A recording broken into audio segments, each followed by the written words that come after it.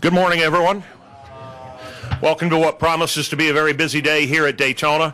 I'm Dave Moody from Motor Racing Network and SiriusXM NASCAR Radio. Happy to be here this morning for a very important announcement from our friends at STP and from Martinsville Speedway.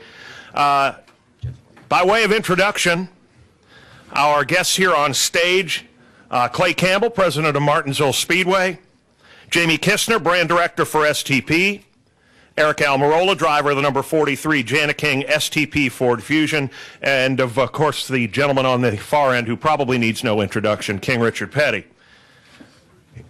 To get things underway with our announcement this morning, my pleasure to introduce Clay Campbell. Thank you, Dave, and thanks to all of you here today. I know it's a busy time here in Speed Week, so we appreciate your attention and being here with us. You know, this is our 66th year at Martinsville Speedway, so we were in the only original track when NASCAR was formed. So we've been around a while, and we know when things are exciting, and we've got big news. And today, we really have some great news for Martinsville Speedway. We're excited about it, and without further ado, I'll turn it over to Jamie. Thank you, Clay. Richard and Eric, thank you for being here. And thank you to the media for taking the time out today for this announcement. So, you know, on behalf of STP, I'm proud to announce that we will be the entitlement sponsor of the Spring Martinsville Speedway NASCAR Sprint Cup race. And from here on in, it will be called the STP Gas Booster 500. So STP, Martinsville, and Richard Petty Motorsports make a perfect combination. You know, Martinsville's been hosting NASCAR races since 1949. STP has been part of the NASCAR and Petty family for more than 40 years now. And Richard himself has had the most starts with 67 and the most wins with 15 at Martinsville. Does that sound about right, Richard? Yeah. All right. So on that note, we've got our fingers crossed that Eric can put us in the put the brand in victory lane. As he will be driving the number 43 Jana King STP Ford Fusion during the Gas Booster 500. The paint scheme of the car will be commemorative of the first time STP was on Richard's car at Riverside in 1972. And you'll have a chance to preview that in a few moments after this announcement. So this is the first time we've leveraged a race entitlement sponsorship to help launch a new product. We believe in the power of the sport, and we think it's a perfect fit for the brand. And you know, this product here, Gas Booster, represents some of the most latest modern technology we have to offer, and we're excited to launch the product with the STP 500, or the STP Gas Booster 500 in Martinsville. So with that, I'm going to now turn it over to Richard and Eric to unveil the logo.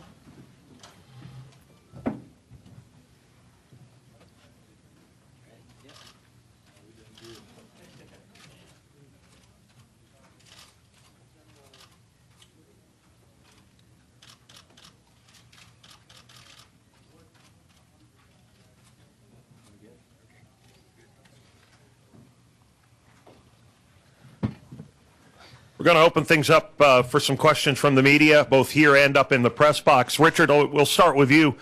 Obviously, we heard the numbers. Martinsville's been a pretty good speedway for you, a pretty good venue over the years. STP, obviously, has been pretty good to you over the years. It's kind of nice to see the two come together for this event. Yeah, it's sort of like homecoming. Okay. Yeah. You know, Martinsville's that close, and we've been real fortunate with all the Petty Enterprise cars over a period of years, and I think, if I remember right, I think the last time we won a race at Martinsville, it had STP on the side of the car, and so we're looking forward to going back and continuing that particular part of it, and continuing working with STP, because we've been working with them since 1972. That's a long time to have any one operation to stay together that long, and we were real fortunate to have STP, and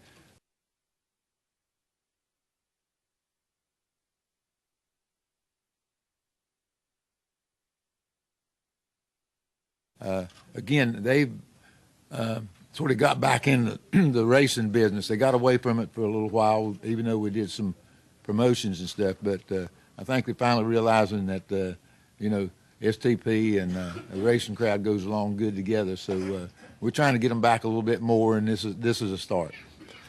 Eric, you've talked in the past about how fortunate you are to drive for Richard and drive the iconic number 43. I don't know if you've seen that car out front yet, but a lot of petty blue on that machine. It's a throwback to say the least. Yeah, I'm excited about it. You know, obviously I get to drive the most iconic car in our sports history, so it's a huge honor to get to do that. But I'm excited about Martinsville. You know, we had both of our top 10s at Martinsville last year. I think we finished 8th and 4th, so if we can pick up 4 more spots again this spring race, we'll be in good shape.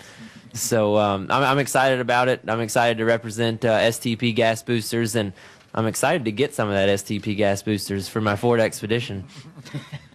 We'll open the floor up for questions. If you got one, just raise your hand up. We'll get you a microphone. If you could just start out with your name and your affiliation, we'll hear your questions. Yes, sir. Hey, Richard, Al Pierce from Auto Week over here. I'm not sure if you're aware that Monday and Tuesday night, all 3 races on the backstretch ended with somebody taking out the leader on the last lap. When you and Pearson wrecked up here in '76, did you do anything, or did he do anything differently on that lap that you wouldn't have done midway through the race? And the other question is it now more evident than ever that anything goes on the last lap of any race, anywhere? I don't know if it's any different. It's just showing up more, I guess. You know, with me and Pearson, nothing like that would have happened unless it was the last lap. Okay, it was one of those situations. And but you know, I watched a couple of them dudes Saturday night or Monday night, Tuesday night, whatever. And when I watched that, not meaning too much here, but that was an Earnhardt move, okay, but on all of them, and that was kind of a standard deal in a lot of short tracks and stuff. And when they run up a little place like they run on the backstretch and stuff, it's hard to stay off people, and you want to stay as close as you can. But I think a couple of them was pretty intentional, and we tried not to get in there. I know me and Allison had a lot of beating and bashing, but we always tried to survive. We tried to knock the guy out of the way. We didn't try to knock him out of the race, and that's what they was doing the other night. Yes, sir. Right here. Ed Hinton, ESPN.com. Richard, another place you've won an awful lot like Martinsville is this place right here. As you see this race as it shapes up now, you've got a woman on the pole, that sort of thing. Do you look, and does it seem to you, do you look at this as like, okay, this is just the evolution of the Daytona 500, this is the way things have changed, and are you accustomed to it? Or do you sometimes walk out there and think you're in a whole different world than you were in 1976, 77 through there? Basically, it's a different world, okay? Because back in the day, okay, there was usually 3 or 4 cars or a couple of cars really involved in a last lap deal. You know, like Cale and Donnie, you know, in '79, you know, stuff like that. There was just a couple of cars. Now, you can be running 7th or 8th, and somebody screws up front, you can win the race, or you can be running 1st, and you can wind up 7th or 8th. So I see it more as just a plain old gamble now. It's just fate, things. If you're right place at the right time and the right circumstances, you can win the race. The big deal is you got to be up there. But other than that, you sort of take pot luck. You know, 3 laps from the end of the race, things change. Is a winner, then 2 laps is a different crowd, and the last lap is another different crowd. So just wherever you stop the race is who's going to win the race. Do you miss the days that when they started this race, the best car was going to win, even if it was only between maybe you and David and Cale and Bobby? You knew at the end of the day the best car, best driven, was probably going to win the race. Do you miss that? Is that totally gone now? I looked at that as racing, okay? Now they just run, okay? Because, like I said before, you can be leading the race and come back the next lap and you're 10th, and you're still running wide open. So to me, that's not the way I grew up with racing. That's not the way I understand racing. New generation might understand racing being that way. But from this pure racing standpoint, you put 2 or 3 cars together and they race with each other and they pass each other and they do it with a little bit of finesse or a little bit of cunning. Now you just run wide open, hope ain't nothing in front of you to get you in front. So it's just different. It's just a completely different ball game. Up here in the back? Do we have anyone? Buddy? All right. Right here, then.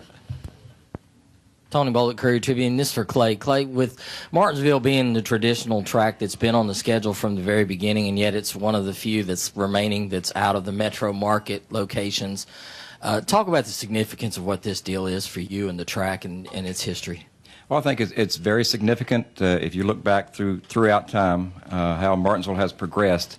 It's an iconic brand, just like STP, and to merge these two entities together, I think, is huge.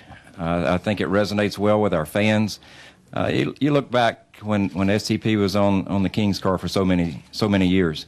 I mean, it's a natural tie-in for STP with STP Gas Booster 500 at Martinsville Speedway. What Martinsville has meant to NASCAR over the years, and what STP has meant to NASCAR over the years. And we both go a long ways back.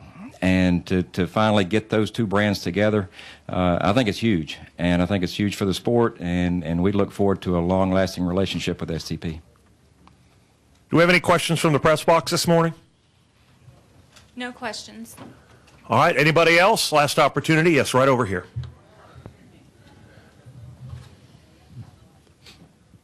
Question for Joe Jennings, motorsport.com. Question for Richard regarding the use of car numbers. In stick and ball sports, when superstars retire, some of the teams retire numbers. So what would you think about the retirement of your number 43 or the 21 or the 3 or continued use of them? Yeah, we're a little bit different than a lot of the sports from the standpoint that they got different teams with different numbers, all this kind of stuff. NASCAR's got, 102 or 3 numbers, and they start retiring the numbers. First thing you know, they're not going to have a lot of numbers. But from my standpoint, as long as I'm wandering around and stuff, to see the 43 out there is part of history. It's part of me. If they put it on the wall and nobody sees it, it kind of goes away. So from my standpoint, I'd rather see the 3 number out there, the 43 number, because it really goes back into the racing history and ties modern days against what NASCAR had been all these years. Bob? Bob Pocker, Sporting News. Is STP moving the sponsorship from the Chicago race to this race, or are you doing both? And can you talk about, what difference it is in sponsoring a race at a market like Martinsville versus Chicago? Sure. So we have no plans on moving the race from Chicago. Our relationship with Chicago and Kansas is still strong. And like any other year, we're still looking at our opportunities and evaluating all of our possibilities for the future. But adding Martinsville to our portfolio is just a kind of icing on the cake for us. Like Clay said, he put it so eloquently. It's just taking 2 iconic brands in the sport of NASCAR, merging them together, and hopefully bringing something to the table for the fans of the sport, and really taking the brand back to its roots and leveraging its heritage.